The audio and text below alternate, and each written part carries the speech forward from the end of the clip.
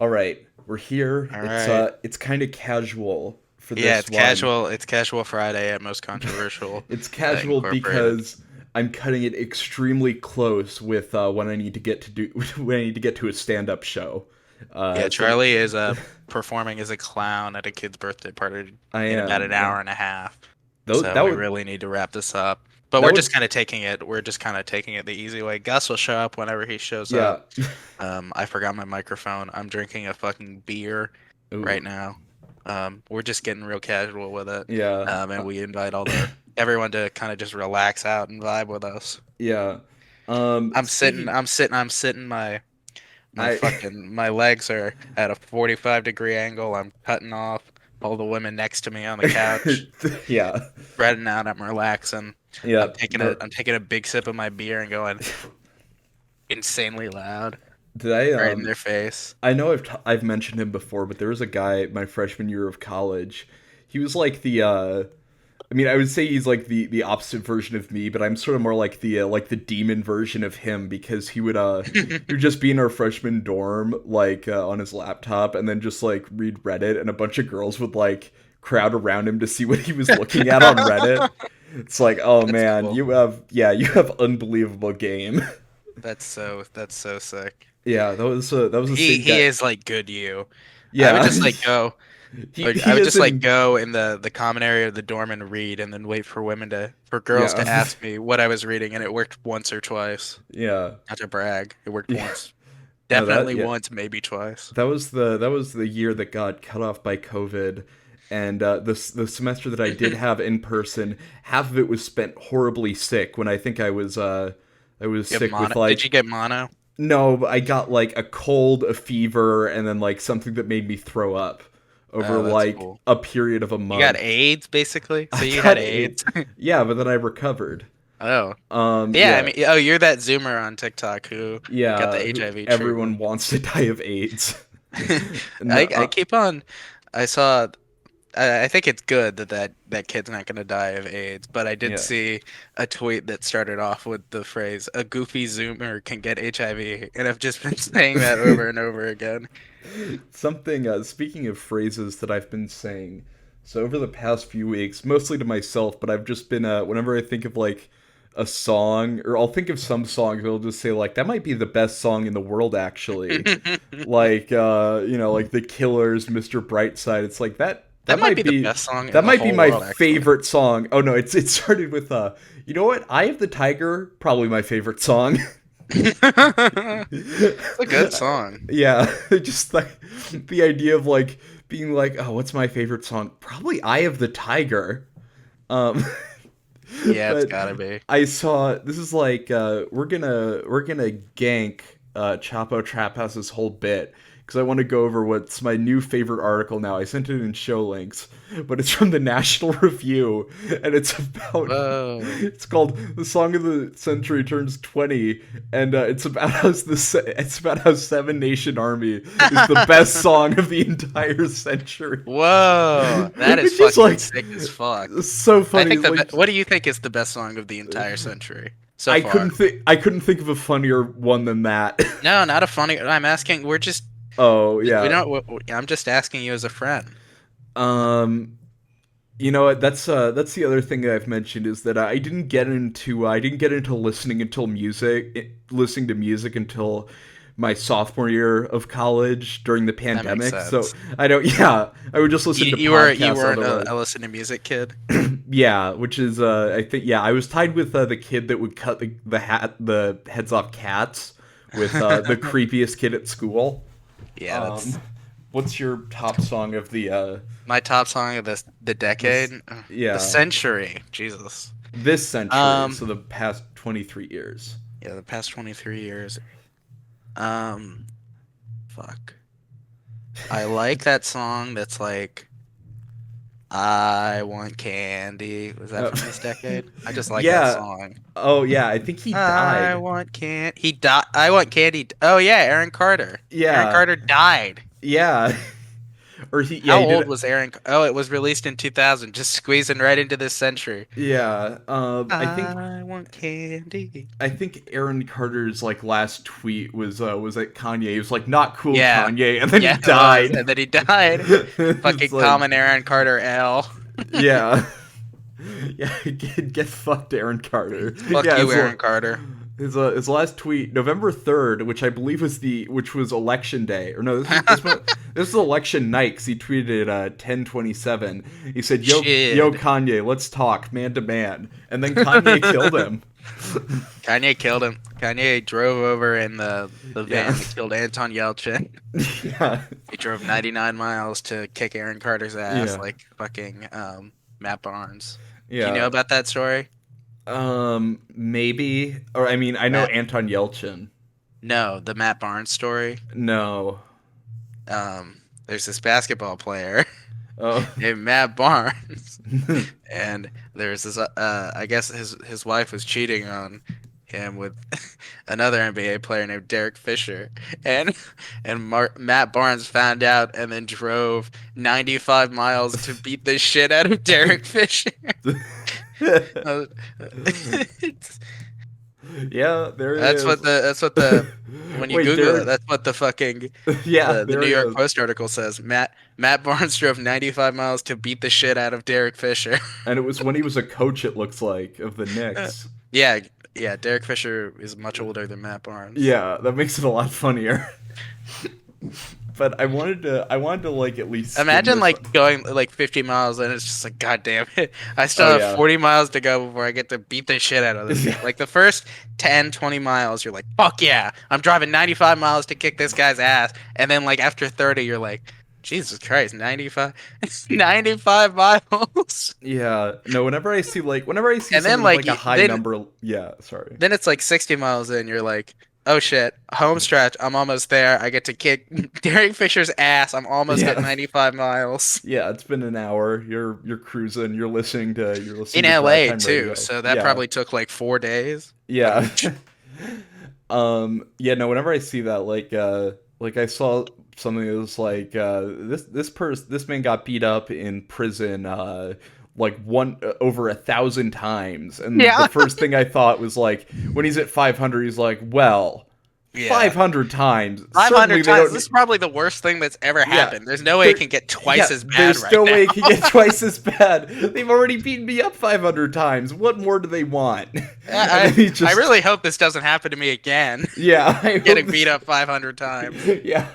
Oh man, I got put through the ringer, but thankfully I'm on the other side of the tunnel. Or you just like somehow, and you're like it's like 500 times. Well, at least I'm halfway through. Halfway there. At least it's like there's no more anticipation. I'm on the other side of the hill, just getting beat up right. 500 more times. So I wanted to read some of this article because we have the dynamic opportunity, which is a business term, to be the first ones to talk about this article. In Oh yeah, podcasting. because this happened like 2 minutes ago. This happened like 2 minutes ago. This happened. No, this happened 3 days ago. Oh, March it 10th, is. 2023 But they at posted 8:22 it. PM. I only saw it. They must have only posted the so it's saying the White Stripes have announced a reissue of their album Elephant to commemorate the 20th anniversary. But its memory is dominated by its opening track, Seven Nation Army. In fact, Seven Nation Army has a strong case to be considered the best song of this century so far. Just saying it. In fact, Yeah. I think it might actually be the best song of this century. Yeah, this Not is from just that it's the best song of the album, it's the best song of the whole universe in the century. this is from Dan McLaughlin, which made me think about how it's ganking Chapo's whole thing because he's the guy that they made fun of for like 4 years because of his baseball face. Oh, the baseball crank. Yeah, a bold claim to be sure, and one that will be disputed by listeners whose preferences run far afield from rock and roll and adjacent Oh my musical God, genres. these fucking liberals hate rock and roll. I've written essays. I read a whole essay about how this woke generation despises the rocker. Yeah. But at least within the genres of new music that have been played on the radio in this last century, what else compares? I'd tap Adele's "Rolling in the Deep" as the best song of the century's second decade, with a genre-spanning invocation and an updated version of the sound of '60s R&B. But its Seven Nation Army has attained, if anything, a more iconic position and earned it. The song's calling cards are its simplicity by its hypnotic rhythm. Yep. I think The a lot of baseball songs crank have is that. listening to this and like drifting closer to his to his fucking record player like it's Yeah. a pie. Yeah. He's like he's getting like snake charmed by Yeah. by Jack White. Yeah. It is Jack White's creation as a songwriter, guitarist, and vocalist, aided only by his ex-wife and drummer Meg White, which, yeah, good. Gotta specify Holding the down first the part. simplest of beats. Yeah. Yeah, no, he said, yeah, holding down the simplest of beats. The lyrics, as with many rock songs, set a poetic mood rather than being literally comprehensible. Yeah. And nowadays Yeah. you can't fucking understand what these fucking rap stars are Yeah. saying. As opposed to opposed other, to- yeah, as opposed to other music, Like which is Jack very White. literal. Like Yeah. Jack White. Yeah. Yeah, as many people might not have picked up on, Jack White does not actually have an army composed of 7 different nations at his disposal. This is an invocation Jack of White is a sucker simile. MC. I'm just gonna He say it. is, yeah. He's a Is he, fucking thug. I forget if he was like came out to be like really problematic or he's actually like pretty cool. Came out to be politically. gay, actually. Yeah, that's why he broke up with his Which is wife. pretty problematic to me. Yeah. Yeah, he says, White's, yeah, the tension and stripped down menace are announced right up front by the opening guitar chords. White plays what sounds like the song's bass line on his guitar, and White's brittle, sneering delivery, and it's just Those are sort the of two. open- I love things that are when I listen to a voice, I want to hear something like sneering Yeah. and harsh, and like it's just gonna break into 1,000 pieces like glass and go all in your face. Does he even sneer in that song? He just sounds like kind of spaced Does he out. even sneer in that song? Well, I don't fucking know. Maybe the music. Maybe he sneers in the music video. He's barely to me to my ear. He's barely sneering. Yeah, Maybe sneering maybe I have a at higher most. tolerance to that. Yeah, I have a higher sneer. He might be percentile. squinting. Yeah, that's what made him problematic. Yeah. And then he says, White builds to a crescendo of disenchantment. Then it's I'm going to Wichita, that part of the song.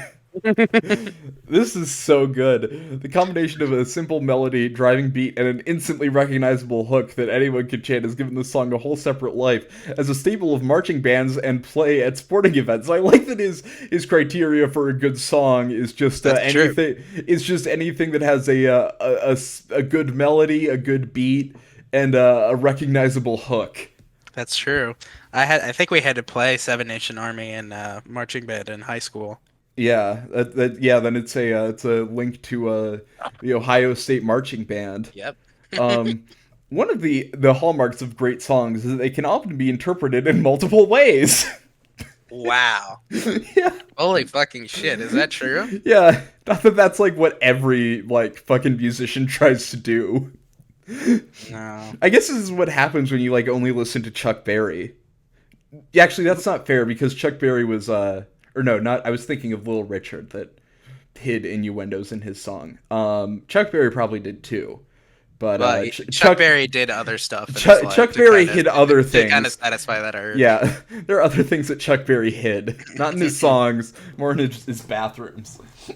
And he says, I'm partial to 2 different versions that illustrate different approaches. Kelly Clarkson did a hard rocking cover in 2009 with a fuller The band hard sound. rocking Kelly Clarkson. Yeah, Fucking rock and roll icon. yeah, and then it's at the end, and it says, country music veterans, the Oak Ridge Boys, by contrast, used a spare arrangement that played the song's distinctive riff on the piano, and sang with a gristle of old cowboys riding into the sunset, which is very funny to imagine, like, but it's like, all right, boys, and then they just start singing Seven Nation Army, yeah. That's their is sunset awesome.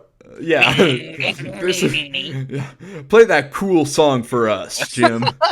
Yeah, play that damn cool song again. Play that song from the Battlefield 1 trailer.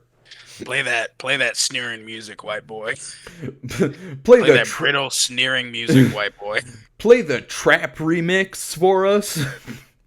No. One No, of we the talking about the damn Old Town Road? Come on. Yeah. One of the several reasons for the declining cultural power of rock and roll in the 21st century is the sense that a lot of great riffs have already been mined to death. It's just so funny. Riffs have been mined to death. I mean, this is completely true. I mean, and this is true in our circle of life too. Some riffs have just been mined to death. Yeah, Jerry Seinfeld is about to be mined to death. He's coming up on it. Yeah, and we're mining the baseball crank to death alongside Chapo Trap House. We just discovered a new vein in the baseball crank mine. Yeah, we're like heroin addicts. Yeah, we're like that awesome heroin addict moment where you discover a whole new vein you can shoot heroin into. When you find some new Freon in the back of the fridge. When they invent heroin too. Yeah. I think they've done that. I think that's what Oxy is. They need to get on like heroin 4 by this point. How about a damn opiate called Foxy and it turns you into a beautiful woman? It turns you into a leggy dame. Taking a voluptuous broad, showing all our stuff. Yeah. So the final sense, the White Stripes prove that there's still a lot of life left in rock and roll if you could mint a new one. For now, that's as great as a height as anyone in popular music has scaled in this century. And that's the end of the article. What does it mean? What does that sentence mean? The White Stripes proved there was still a lot of life left in rock and roll if you could mint a new one. What the fuck does that mean? What does that mean? A new riff, I think. A whole new riff.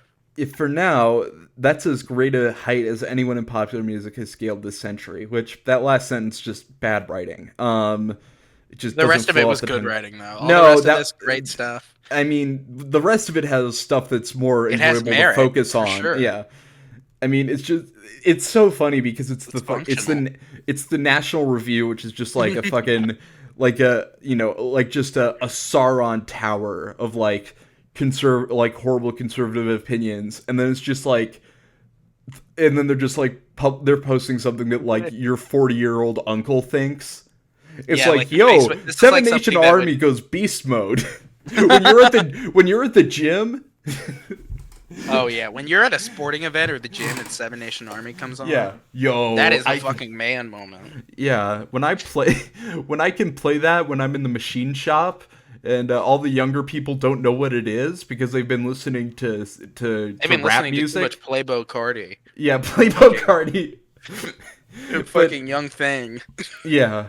But then just like, yeah, like it's such a fucking stupid guy opinion. Oh wait, there are comments. There are 175 comments. It's 175 people going, I agree. Yeah. I agree. Thank you. Nick in NC says, no, it's not. The vocals are terrible, and not just because of the intentional audio compression and distortion that makes it sound like you're listening to them sing through a tin can attached to a string, which is something that's very familiar to a lot of National Review readers, because that's what they had before phones. Yeah, the people have a lot of other suggestions. Mr. Brightside. That's fucking what I said as a joke earlier. Misanthrope said, sorry, but it's Mr. Brightside. And I also like on the National Review, they don't have likes. They have respect. You can press a little button of a handshake to up respect. You press the respect button on the National Review comment section. Oh my god, this is a beautiful forum. The respect button. The respect button. I'm hammering the respect button. I have to log in. Oh my god. Button, sadly. Yeah. Oh fuck. An old lament. How does someone such as Mr. McLaughlin, who writes so precisely laud songs with such shoddy lyrics? Mm-hmm. Mr. McLaughlin, did you know that they're actually that Jack White never led a Seven Nation Army? Are you aware of that, sir? The last time that happened was on the Serbian front in World War I. Someone says "Blinding Lights" by The Weeknd is my pick for song of the century so far. The National Review Weekend fan. Yeah, that one. That that one clan member who don't play about the weekend. That one, Shit. yeah. That one 89-year-old neoconservative that that's watching the weekend's HBO fucking concert that on day one. that that one fundamentalist Christian who saw Uncut Gems because he heard the weekend was in it. Yeah. Someone says, I'm pretty rock music literate, loving everything from the Beatles to The Who to U2 to The Replacement to the Pixies to Weezer to Sparkle Horse, etc. And for the life of me, I've never understood the fascination with the White Stripes. Back when that song came out and the whole record is really good. I was walking down the street late at night in Philadelphia singing it under my breath when I met an old black man walking the other way singing it under his breath. We both sort of stared at each other. That song has reach and power. It's not a bad choice for the best song in the past 20 years. Oh, someone says Can't Get You Out of My Head by Kylie Minogue. It's not good that Just the idea. I mean, it's like that song. Great that story, song. Yeah, that story seems like a bit too weird to be contrived, but like that's like because That's more, like something that would happen on The Wire. yeah. I mean, like younger conservative guy. I mean, I guess guys like Gen X conservative guys would come up with like. Or maybe it's older and this is for younger guys, but it's like Yeah, I think Gen X conservative guys. There's a big subsection of them that like think that or like super like the best thing to them is a Facebook video of a black kid and a white kid hugging. Yeah, because they think racism is taught and not.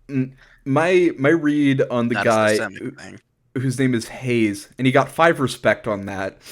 Wow. I think he seems like one of those. You know, I bet Hayes is a really big fan of Tupac and Biggie, and then no one after they died. Like, that's true.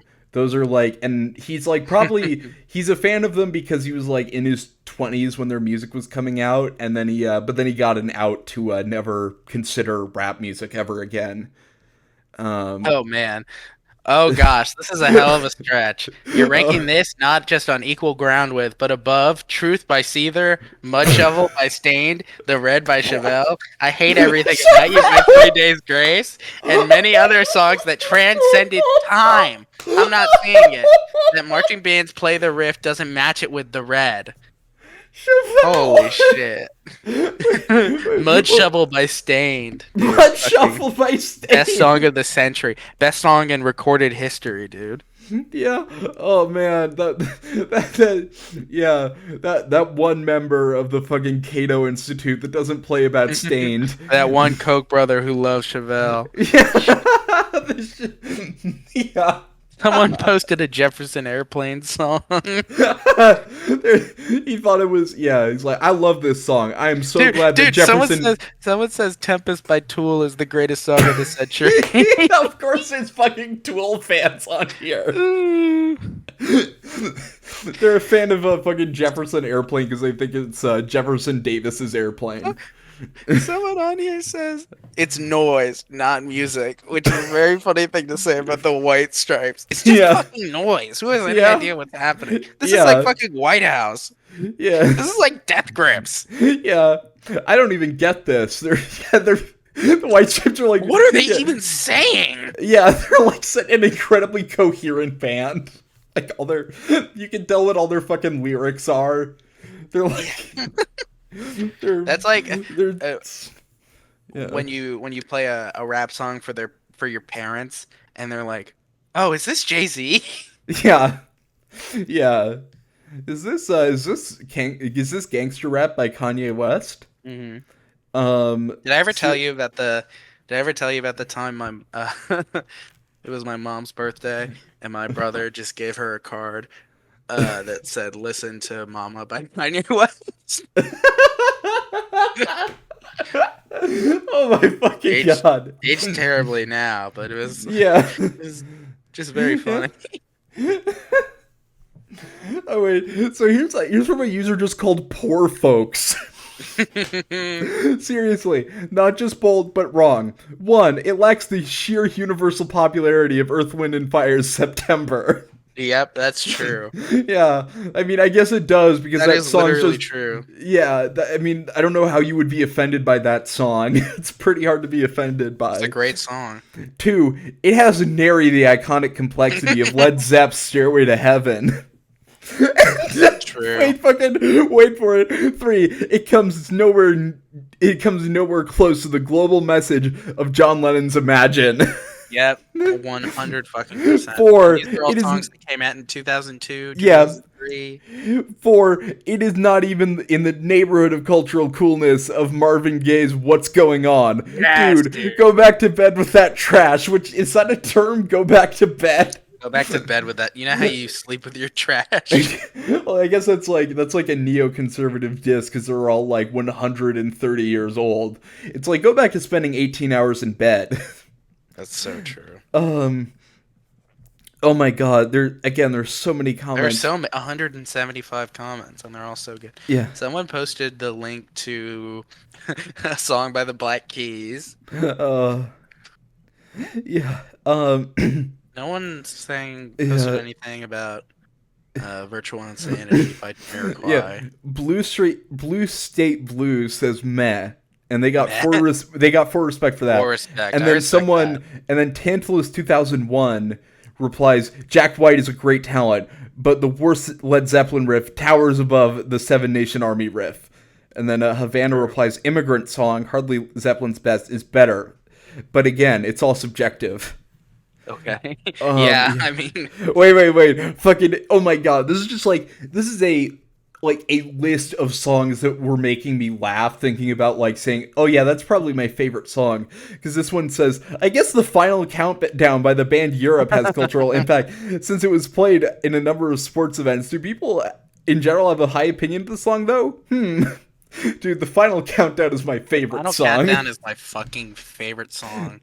Dude, Oh my God. I'm posting Spotify I use links to the Shazam to final. discover the Final Countdown. I'm gonna fucking post that later.